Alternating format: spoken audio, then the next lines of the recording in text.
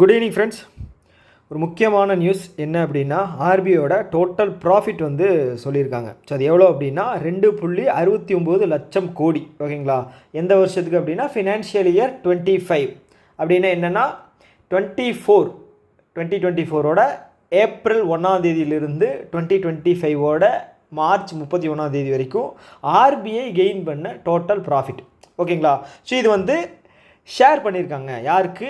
Government of இந்தியாவுக்கு. அதுக்கு பேர் என்ன அப்படின்னா டிவைடண்ட். அது என்ன அப்படின்னா, ஃபார் எக்ஸாம்பிள் நீங்கள் வந்து ஒரு கம்பெனியில் ஷேர் வச்சுருக்கீங்க, எக்ஸ் அப்படிங்கிற ஒரு கம்பெனியில் ஷேர் வச்சுருக்கீங்கன்னு வச்சுக்கோங்களேன். ஒரு 25%. ஓகே, அதோட ஓனர் வந்து 75% வந்து ஷேர் வச்சுருக்காரு. ஓகே, நீங்கள் 2 பேர் தான் அந்த கம்பெனியோட ஷேர் ஹோல்டர்ஸ்.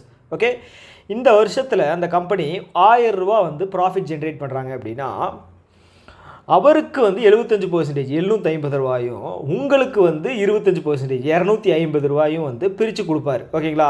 ஸோ அந்த 250 ரூபா தான் வந்து டிவைடண்ட். ஓகே, டிவைடண்ட் அப்படிங்கிறது என்ன அப்படின்னா, நீங்கள் எவ்வளோ ஷேர் வச்சுருக்கீங்களோ அந்த கம்பெனியில் ஷேர் ஹோல்டராக இருக்கீங்களா இல்லையா, பர்சன்டேஜில், அந்த பர்சன்டேஜுக்கு தகுந்த மாதிரி அந்த ப்ராஃபிட்டை வந்து உங்களுக்கு பிரித்து தருவாங்க. இதுதான் வந்து டிவைடண்ட். இது வந்து முக்கியமாக தெரிஞ்சுக்கணும். ஓகே, ஸோ இதுதான் வந்து இந்த ஃபினான்ஷியல் இயரில் வந்து ஆர்பிஐ வந்து ஷேர் பண்ணியிருக்காங்க. யார் கூட? கவர்மெண்ட் ஆஃப் இந்தியா கூட. ஓகேங்களா? போன வருஷம் எவ்வளோ இருந்துச்சு அப்படின்னா 2.11 லட்சம் கோடி. ஓகே, இந்த வருஷம் கம்பேர் பண்ணும்போது பார்த்துட்டிங்க அப்படின்னா போன வருஷத்துலேருந்து 27%, 28%. ஓகேங்களா, ஜம்ப் ஆகிருக்கு. ஓகே, இது வந்து டோட்டலாக வந்து கவர்மெண்ட் ஆஃப் இந்தியாவுக்கு போகும். கவர்மெண்ட் ஆஃப் இந்தியா வந்து நலத்திட்டங்களுக்கு என்ன சொல்கிறது, மக்கள் சேவைக்காக அதை வந்து யூஸ் பண்ணாங்க. ஓகே, ஸோ இந்த 2.69 லட்சம் கோடி வந்து பார்த்துட்டிங்க அப்படின்னா எப்படி ப்ராஃபிட்டை வந்து ஜென்ரேட் பண்ணாங்க அப்படின்னு பார்க்கணும். ஓகே, ஸோ இன்ட்ரெஸ்ட் இருக்கு இல்லையா, கவர்மெண்ட் செக்யூரிட்டிஸில் சேல் பண்ணுறது மூலமாகவும் வாங்குறது மூலமாகவும் சம் இன்ட்ரெஸ்ட் அப்படிங்கிறது வரும். ஓகேங்களா, ப்ராஃபிட் வரும், அதில் வந்து ப்ராஃபிட் வரும். அப்புறம் டி பில்லெல்லாம் இருக்கு இல்லையா, டி பில், ட்ரெஷரி பில், ஓகேங்களா, ப்ராமிசரி நோட்ஸு சொல்லுவாங்க, அப்புறம் பாண்ட்ஸு.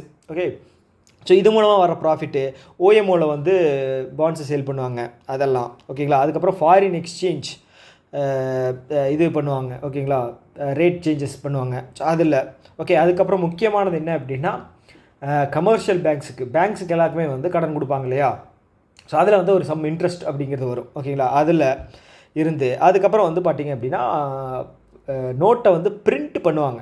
ஓகேங்களா, நோட்டை வந்து பிரிண்ட் பண்ணுவாங்க. அதில் வந்து பார்த்திங்க அப்படின்னா இது வந்து ஃபேக்ட்டு, ஒரு 500 ரூபா பிரிண்ட் பண்ணுறாங்க அப்படின்னா அதுக்கு செலவாகிறது வந்து 2 ரூபாயாம். ஓகே, அப்போ வந்து லாபம் வந்து 498 ரூபா. ஓகே, ஸோ இப்படி வந்து ஒரு 1,500,000 ரூபா நோட்டு பண்ணாங்க அப்படின்னா அதில் ஒரு ப்ராஃபிட் வருது. 1 லட்சம்னா ஃபார் எக்ஸாம்பிளுக்கு சொல்கிறேன், இது வந்து கோடிக்கணக்கில் பிரிண்ட் பண்ணுறாங்க அப்படின்னா அதில் ஒரு லாபம் வரும். ஓகே, அதே மாதிரி வந்து என்ன சொல்கிறது, அப்ளை பண்ணுறதுக்காக சில ஃபீஸ் கட்டுவாங்க ஃபினான்ஷியல் இன்ஸ்டிடியூஷன்ஸு, அப்புறம் வந்து ஃபைன் போடுறது.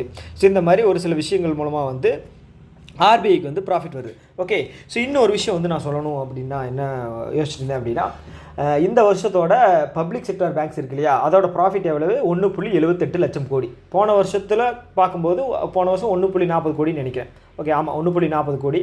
ஸோ இதிலிருந்து அதுவும் ஒரு ஹியூஜ் ஜம்ப். ஓகேங்களா, ஸோ இது எப்படி ஆயிருக்கு அப்படின்னா, இப்போது வந்து ஆர்பிஐயோட ப்ராஃபிட்டும் பயங்கரமாக பீக்கில் போயிருக்கு, இப்போ பப்ளிக் செக்டாரோடதும் பீக்கு போயிருக்கு. இப்போ என்ன இதை வச்சு நம்ம புரிஞ்சுக்கலாம் அப்படின்னா, கடன் கொடுக்கறது வந்து நிறைய வந்து இந்த இயரில் வந்து அதிகமாகிருக்கு. ஓகேங்களா, ஸோ கடன் வந்து நிறைய கொடுத்துருக்காங்க. பணம் வந்து இருந்தால் தான் கடன் கொடுக்க முடியும். பணம் எங்கிருந்து வருது? பேங்க்குக்கு ஒன்று டெபாசிட்டர்ஸ்கிட்டேருந்து வரும், இல்லை அப்படின்னா பேங்க் வந்து ஆர்பிஐ கிட்டேருந்து கடன் வாங்கும். ஸோ இப்போ ஆர்பிஐ கிட்டேருந்து கடன் வாங்குச்சு அப்படின்னா ஆர்பிஐக்கு இன்ட்ரெஸ்ட் பே பண்ணணும் இல்லையா, அந்த இன்ட்ரெஸ்ட் வந்து ஆர்பிஐக்கு ப்ராஃபிட். ஓகே, பேங்க் வந்து மக்களுக்கு கடன் கொடுக்கும், மக்களுக்கு, கம்பெனிஸுக்கு, ஆர்கனைசேஷன்ஸுக்கு நிறைய கடன் கொடுக்கும். அதில் இருந்து இன்ட்ரெஸ்ட் வருது இல்லையா, அது வந்து பேங்க்குக்கு ப்ராஃபிட். ஸோ அப்போது இதன் மூலமாக என்ன தெரிஞ்சுக்கலாம் அப்படின்னா, நிறைய கடன் கொடுக்கறது மூலமாக வந்து நிறைய ப்ராஃபிட் அப்படிங்கிறது இந்த டைம் வந்து ஜென்ரேட் ஆகிருக்கு. ஓகேங்களா, ஸோ இது வந்து ஒரு நல்ல விஷயம். ஓகேங்களா, ஸோ நமக்கே தெரியும் 10 வருஷத்துக்கு முன்னாடி வந்து லோன் வாங்குறது எப்படி இருந்துச்சு, இப்போ எப்படி இருக்குது அப்படின்னு. ஓகே, இந்த வீடியோ வந்து இவ்வளோ தான். நீங்கள் வந்து இதிலிருந்து உங்களுக்கு யூஸ்ஃபுல்லாக இருந்திருக்கும்னு நான் நம்புகிறேன். ஓகே, இன்னொரு வீடியோ மீட் பண்ணலாம். Tata, bye by.